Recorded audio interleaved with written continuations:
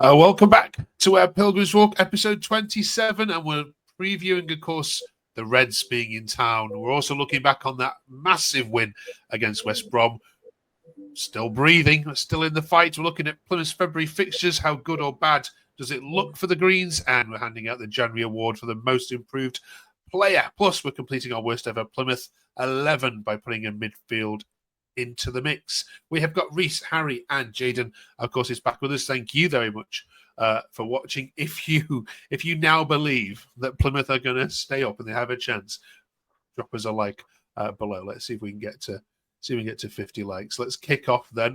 We'll preview the Liverpool game shortly. Reese, what was good and what was bad about that West Brom game? Well, I think defensively, I mean, night and day since the Burnley game, which was the last game I was at. We didn't look like conceding up until that. Until we conceded, weirdly, we didn't look like conceding. It was the first time we made a mistake the game. I think now we need to look at more of the attacking side, just get that back in the squad. But I think that will come. You look at the attacking side; a lot of them are all Schumacher's sort of players, so they know how to do it. Let's put it that way. Yeah. Let's focus on that defence, shall we? Many people pointing out. Admin says we could get used to this, and Devonport Danny says, "What a pairing, Harry!" Call them Chernobyl, Cannavaro, and the Bosnian Baresi. I'm sure we'll get better names as we go through the season. How impressive were these units? Yeah, there was something else. Great debut from both of them. Yeah, they seem to really work well for each other, and Maxi as well. Every challenge, celebrating. So, yeah, good partnership. Hopefully, more things to come, and it looks. Hopefully, it's a more settled back three now. After we don't concede as many goals now. Hopefully, as we continue this season. Yeah, look quite ominous. Let's talk about Ryan Hardy though, shall we? Jaden, I think it was his 100th and 101st goal, if I've got it right, for the club. I mean, it's quite impressive, isn't it? Given he's had some injuries in his time. Just sum up what he means to your club. Yeah, he's definitely taken his time to get there, hasn't he? This season, particularly, but over the time that he's been at the club, he's been such a fantastic player for us. Obviously, adapting to the Championship as well. When we first came up last season, I think he had a run of scoring about 4 or 5 games in a row at the start of the season. So, but obviously he's had drop-offs and stuff like that. But overall, he's been a fantastic player for us. So it's so good for him to get to that landmark before he obviously even thinks about leaving. So yeah. Very happy with that. Yeah, well done, him. Reese, our West Brom fans weren't happy with the decision for the penalty. What's your unbiased view on it? I can see why. If it was given to us or given against us, I would probably be annoyed. However, if you're a defender, I don't care how close you are to the board, I don't care if it's touched your body or not. If you're flailing your arm around above your head, it hits your head, it hits your arm, it's handball. So for me, it's fairly stonewall. Yeah, Tony Mowbray wasn't having it at the end, Harry, was he? He basically said that's not a hand. It's not a deliberate handball, so it shouldn't be given. What's your take on it? Because I'm not sure we understand the rules. Yeah, I think it is a handball. His arm can't be that far, out. I think it is a bit harsh because it has touched him before, but I think there would have been outrage anyway if had it not been given. So yeah, I think it's a handball, in my opinion. Yeah, Music's first home win as well, Jaden. Very timely as well, so you don't get cut adrift. What are we learning about your manager, particularly in terms of substitutions and the way he wants to play the game? I don't think we've learned an awful lot just yet, but we've shown that now we can win games and we can see out games. And obviously, under the previous managers this season, we've got last-minute winners and stuff like that at home park, equalisers. We've shown we can come back into games, but I think under that we need to under Mislic, we need to show that we can do that on a regular basis and see out games. Obviously, we need so many points to stay up now. We're going to have ridiculous form, but I think we can do it. And hopefully he's the right man to take us forward as he's shown this week. Yeah. It's almost like they're just waiting for Morgan Whittaker to go, and it's like some dark cloud has been lifted almost. I can't read too much into it, but who knows?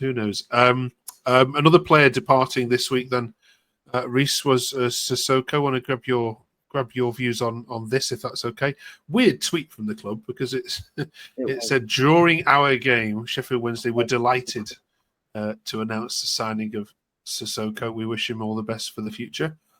Some fan reactions were he's a great talent, but with an immature mindset. We don't need him at home park. Kenny says he has poor decision making. He's a one-trick pony. He blows hot and cold. What is it with wingers and Argyle? I thought it was all a bit harsh, given that you scored some important goals for you. What was your take on it? Well, I think that the timing of Sheffield Wednesday's announcing of him was bizarre. I mean, we only announced that he'd left the club, but gone back to Toulouse at that point. So, and we were playing. Normally, those sort of things are quite orchestrated, aren't they? But yeah, very strange. For me, he's a good player on his day, but at times it was just step over after step over after step over, and then he'd either run out of play or tackle himself. He needed a bit more end product for me. I think with Muslic's way of playing, and we don't seem to be going down the winger route, there wasn't really position in the team for him, was there? So for me, I think probably best he moved on and found himself somewhere else. Obviously, I'm not going to say that if he scores against us in a couple of weeks' time. Harry, what's your take on this one? Is it going to be a miss? Yeah, it's a bit of a loss, but I think with the way Muslik is playing now, he's not really the sort of player we need. But a very good player. I think he'll do quite well at Sheffield Wednesday if he can get in the team. But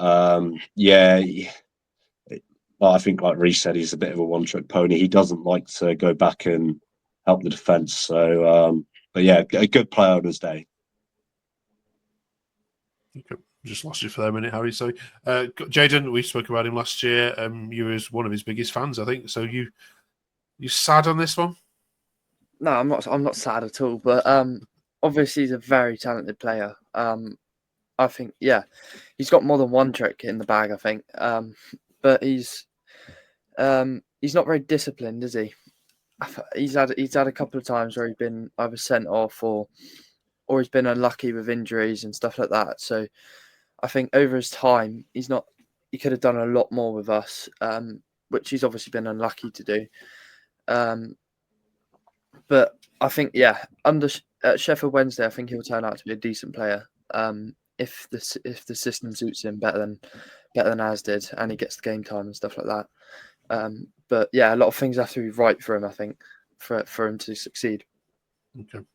All right. Cheers for that then. Let's leave the West Brom game there, shall we? Let's have a look at what's coming up for the rest of this month then for Plymouth. Liverpool's up next. We'll talk about that in a second. And then some ties against teams which are just finding their feet. Millwall are much improved. Then away to Blackburn, and then a crunch tie, Harry, with Luton, and then another crunch tie with Cardiff. Harry, how many points after Liverpool do you expect as a minimum if you're going to stay in this division? It's definitely a good month for us to get some points. It's an easier run. I think I'm being realistic. Probably six points. Maybe beating Luton and Cardiff, or winning your 2 home games. Yeah. I think the Millwall game definitely. We should get a result. Hopefully, okay. To Reece, build on. What about yourself? Yeah, I think I'm the same. I think I'd like to get 7 points. I don't think you can really drop. I don't think you can Luton. I don't think you can let them beat us. Let's put it that way. I think we've got to get something out of that game. I think it just closes everything down. If they get a point, it gets further away from us. But I think by the end of February, if results go our way, it's in our hands a little bit in that month, and suddenly it can look an awful lot healthier at the end of this month. Yeah, absolutely. Let's bring in Chris then, who got stuck in Sunderland last time. Let's see if he's managed to make it back. Hello, Chris. Hello, Mark. Everything okay? We're good, thank you. We thought you were still up at the Stadium of Light then. How was your weekend up excellent. north? They say a week in politics is a long time. A week supporting Argyle's even longer, mate. Right, good to have you back. Your quick thoughts on West Brom? Oh, absolutely superb. I mean, over the last 10 days, we've gone from being down amongst the bottom with the Burnley game at home, the 5-0 before the half-time, where we were all dreading whatever was going to go on the second half, but we managed to unplug it and damage limitation, to Sunderland, where we went up there and had a great result, deserved the draw, could have and should have won, to what's going to happen against West Brom. And we went and played them really, really well. Deserved the win. Few sour grapes on them. That's always going to happen because they're fifth and we're bottom. But the great escape's on. Absolutely, the greatest escape, couldn't it be as well? Absolutely. Cheers, Chris. Let's talk about Liverpool then. First of all, Jayden, any issues with how the tickets have been allocated for this? Are fans generally happy? I saw some people a bit frustrated. No, not at all. I think they couldn't have really done it any better, to be honest. Obviously, they've gone season tickets, and then they've gone Evergreen, who obviously had it before the tie was announced, so people couldn't just buy it and go, And then obviously after that is the Evergreen, who've just signed up because they're obviously putting money into the club to be able to go. And then it's general sale, but obviously we're not going to get there. It hasn't even. I think it's sold out now. It's got to about Evergreen level 3 with a certain amount of loyalty points, and that's before. They signed up before the tie was announced. So obviously everyone who was loyal to the club before the tie was announced, they've been able to get a ticket, and that I think that's the fairest way they could have done it, to be honest. Yeah, okay. Cheers. Reece, do you stand any chance? Is there any possibility you might be them? Who knows what sort of team they're going to bring? I think that's going to be our saving grace, isn't it? A little bit. If they bring a kid and with our bit more physical side, are they going to be able to deal with that physical side? I don't know, but I think the likelihood is we all know the result direction it's going to go. It's just a game we can sort of enjoy for once and not worry too much about result. Okay, Harry, do you want to see Salah and all the others playing, or would you be happy with their Liverpool B team? Definitely. You want to see the best players in the world, at home park, But yeah, just to see Liverpool anyway, even if it's some of the youth players play, it's still a great occasion. It's our reward for beating Brentford, really. This game. So yeah. Okay, Chris, what about you? You'll remember the last time Liverpool came to home park, won't you? Yeah, we gave them a game. We certainly drew 0-0 up there under Derek Adams and gave them a good game down here. It took a while for them to beat us. I think, to be honest, we're talking about the Liverpool team. It all depends on what Argyle team goes out, because we got an important game a couple of days later at home to Millwall, which is more important than what it is next Sunday. Sunday's all about the publicity, if we need it anymore this season. I don't think we do, but financial it's another few coffers in the bank. So hopefully we can spend it by tonight with a new striker. But yeah, Liverpool, let's bring it on. Like I say, it all depends what Argyle team goes out as well, because we could put out a load of youngsters as well.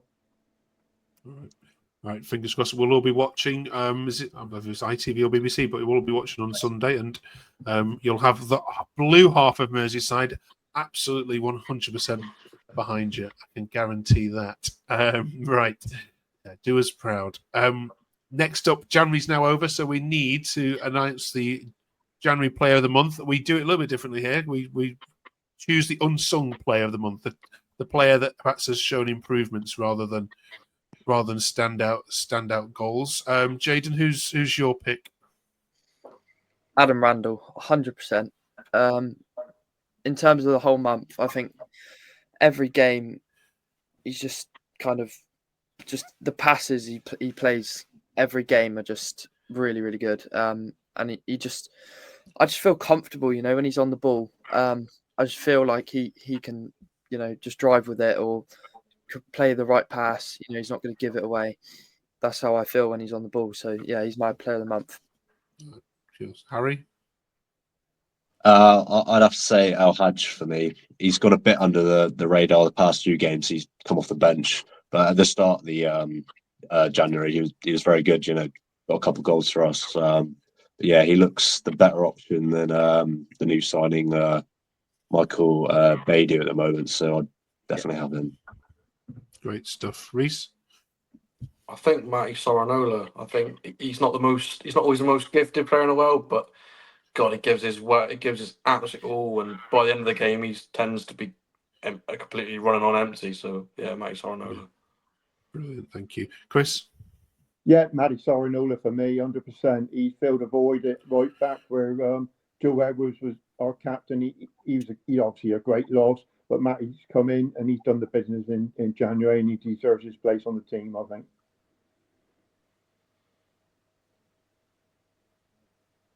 Okay. Right, Bill, thank you very much. Do drop us a subscribe if you only just found the channel.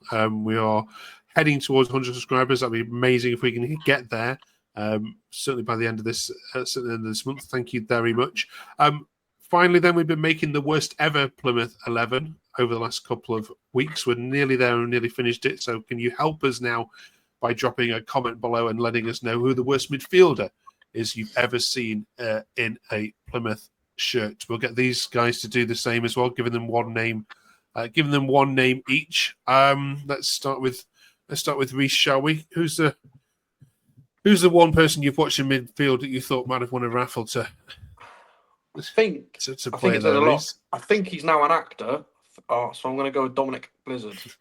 He just didn't really offer much. He scored a cracking goal at Luton, I think it was, but other than that, he wasn't anything special. Okay, Chris.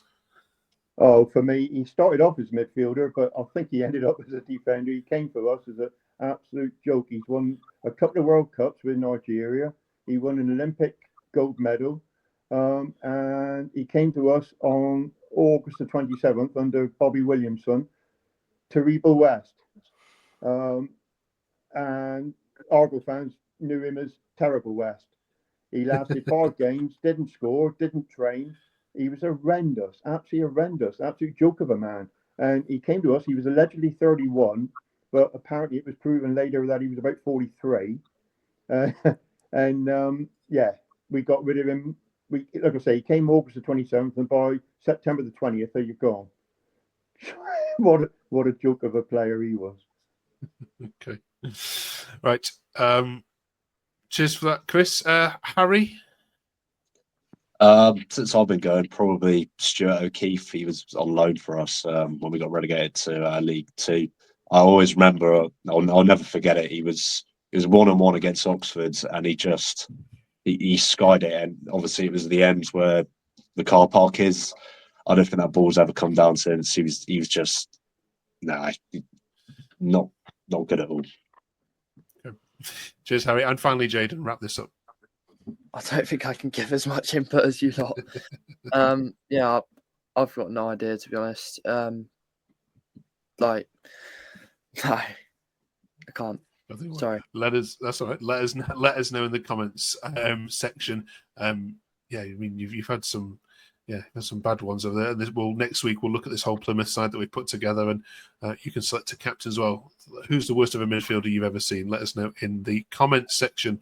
Right, you four, thank you very much. A couple of hours left of the transfer window. Before we finish, any rumours anyone's hearing that's going to happen in the next 4 hours? We're recording this on Monday night. There has been a couple, hasn't there? I'd like to thank Alessandra Yatta from Notts County, a striker. We desperately need a striker, and he scores goals, so let's get him in. Right. Fingers crossed. Let's manifest that then. Right. Thank you very much. Join us next week when, of course, we'll be looking back on that Liverpool game and previewing the Millwall one. Thanks so much for joining us. Have a great week, everyone. Thank you.